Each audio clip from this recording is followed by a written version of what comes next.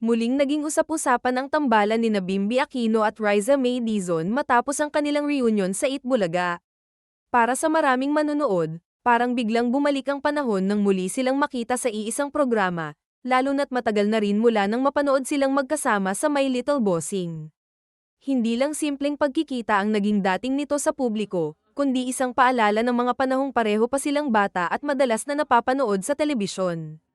Isa sa mga dahilan kung bakit patok ang dalawa ay ang natural nilang samahan. Kahit ilang taon silang hindi madalas nagkikita sa publiko, ramdam pa rin ang ng kanilang usapan at ang pagiging komportable nila sa isa't isa. Walang pilit, walang awkward na galaw, at iyon ang mabilis na pansin ng mga netizens. Sa ganitong klase ng chemistry, hindi na kailangan ng sobrang effort para mapansin ng audience na totoo ang koneksyon nila bilang magkaibigan. Mas lalo pang naging memorable ang kanilang muling pagkikita ng balikan ni Bimby ang ilang alaala noong bata pa sila. Isa sa mga pinaka-pinag-usapan ay ang pagbabanggit niya na si Riza ang naging first kiss niya sa pelikula. Para sa marami, nakakatawa man ito pakinggan, pero mas nangingibabaw ang kilig at nostalgia dahil malinaw na ang usapan ay hindi para gawing big deal ang nakaraan, kundi para balikan ang isang bahagi ng kanilang childhood na naging bahagi rin ng alaala ng mga nanood noon. Naging emosyonal din ang eksena ng regaluhan ni Bimby si Riza ng kwintas bilang birthday gift.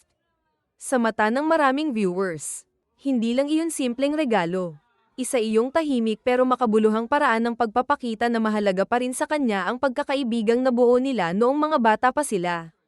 Makikita rin sa reaksyon ni Riza na na-appreciate niya ang gesture, at para sa mga nanood, iyon ang uri ng moment na madaling tumatak sa puso. Malaki rin ang ambag ng kanilang pinagsamahan bilang child stars sa kung bakit sila kinikiligang panoorin hanggang ngayon. Lumaki silang parehong nasa harap ng publiko, kaya para sa maraming Pilipino, parang kasama rin silang lumaki.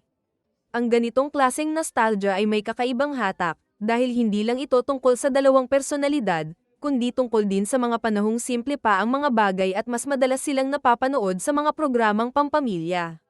May mga netizens ding nagsasabing bagay silang panoorin dahil pareho silang may magaan at likas na personalidad.